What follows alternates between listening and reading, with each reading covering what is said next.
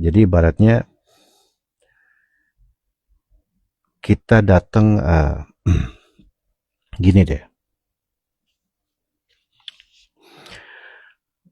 Contohnya misalnya kita terdampar ke zaman 20 atau 30 tahun yang lalu. Kita bawa HP tuh, gitu. Ini mah kagak perlu ke zaman purba kan.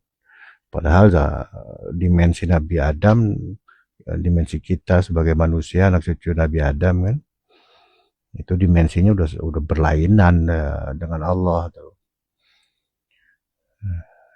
Ya ini contoh untuk mempermudah kita memahami dalil-dalil yang sulit seperti itu, biar kita mau langsung paham begitu dengar kan gitu kan. Coba bayangkan diri kita bawa HP, kemudian tahu-tahu nyasar ke 30 tahun yang lalu. 30 tahun yang lalu hanya menggunakan telepon kabel ya. Boro-boro bisa video call kan. Telepon aja kabel kan gitu.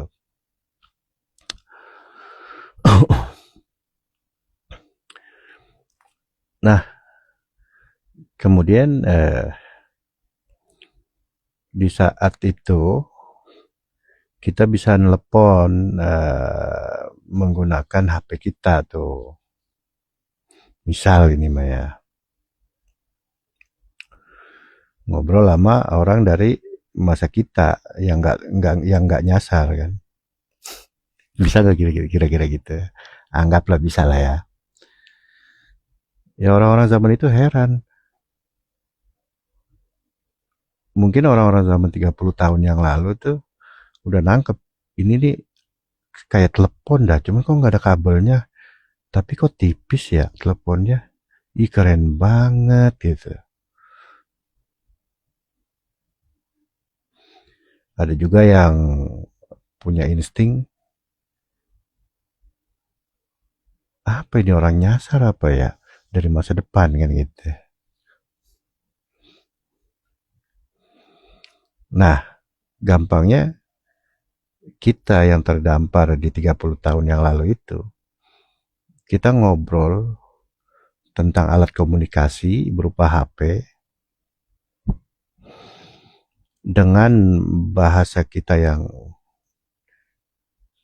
zaman itu atau bahasa kita yang sebelum nyasar ke zaman itu. Tentu ya bijaknya kita itu, kita harus bijak. Ya kita menggunakan pemahaman-pemahaman orang zaman itu.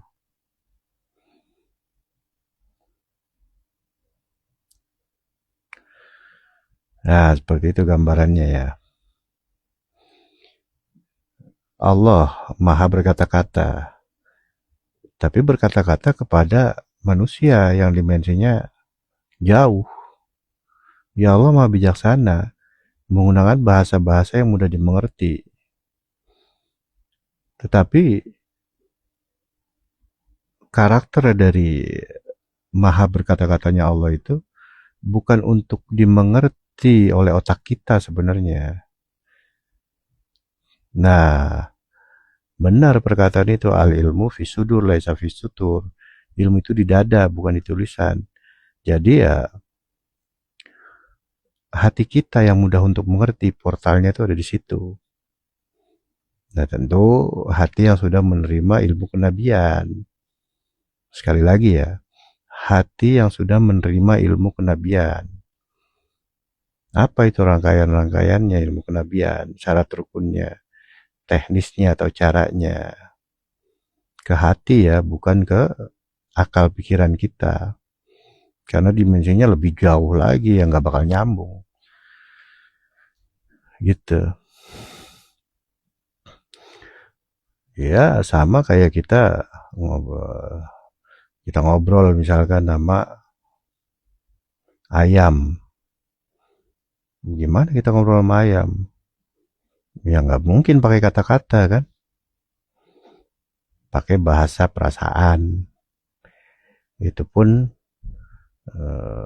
yang bisa diterima oleh si ayam. Lah kalau kita sering kasih makan, lama-lama ya dia kenal tuh. Gitu ya. Ya, seperti itu. Jadi ya Allah itu ya maha berkata-kata, tetapi kata-katanya itu adalah bukan konsumsi akal aslinya tuh, tapi konsumsi dari jiwa dan ruh kita, seperti itu. Tapi di situ udah bukan berupa kata-kata lagi, tapi udah berupa perjalanan gitu, perjalanan ruhani gampangnya seperti itu.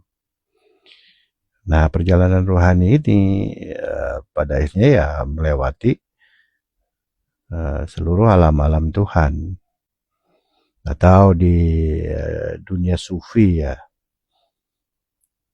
atau dunia tarekat ya, itu dikenal dengan alam lahut, malakut, jabarut, ruhani, rubani ya gitu.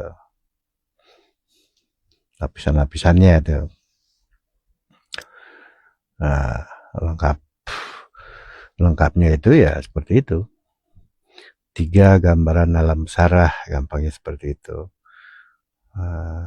Alam cahaya, alam manusia, alam kegelapan. Nah, gampangnya seperti itu. Ya, gambarannya di alam manusia kita sebagai manusia. Kalau di alam kegelapan, ya di situ ada siluman. Siluman itu hantu lah ya. Itu di tiap negara beda-beda tuh. Kalau di sini Gondorwo misalkan, di Amerika ya Dracula, di Cina ya vampir kan gitu. Intinya bukan bentuk fisik itunya tuh, tapi gelombang siluman. Nah, di atasnya itu ya jin ya, di bawah manusia. Nah, kemudian di bawahnya lagi ya hewan. Di bawahnya lagi tanaman, nabati, hewani, nabati. Di bawahnya lagi bendawi. Gitu. Nah, itu adalah penghuni-penghuni dari alam-alam. Nah, kemudian ya di atas kita itu ya alam-alam, sebut aja alam para malaikat lah gampangnya gitu. Ya. Tapi seluruh penamaan-penamaan itu bukan untuk kita pahami sekali lagi dengan otak kita. Bukan. Tapi kita untuk melewati tahap dimensinya. Gitu. Ada omongan dari Hujjatul Islam, Syekh Al-Imam Al-Ghazali, Imam Abu Hamid Al-Ghazali ya. Beliau mengatakan di dalam diri manusia itu seperti hutan belantara. Ada hewan malas, ada hewan hewan buas, ada hewan malas, ada hewan licik, dan lain-lain. Itu bahasanya di dalam diri manusia tuh. Nah, seperti itu gambarannya ya. Baik, 3 lapisan alam itu bukan berarti kita membayangkan masuk ke alam jin, masuk ke alam malaikat sebagai jasad gitu. Bukan. Tapi kita memang harus melalui alam-alam itu. Ya, bahasa gampangnya masuklah ke alam-alam itu. Tetapi jangan dibayangkan pakai otak akal gitu. Yang ada semua mewujud. Ya kita ngobrol sama jin, kita ngobrol sama malaikat gitu. Lain entitas, kita manusia, dia malaikat cahaya gitu kan. Enggak gitu. Ini bukan dongeng. Tapi itu gambaran dari tahapan perjalanan dari ya praktek ayat tadi ya. Fa'alhamaha fujuraha wa taqwaha qad aflaha man zakkaha. Ya seperti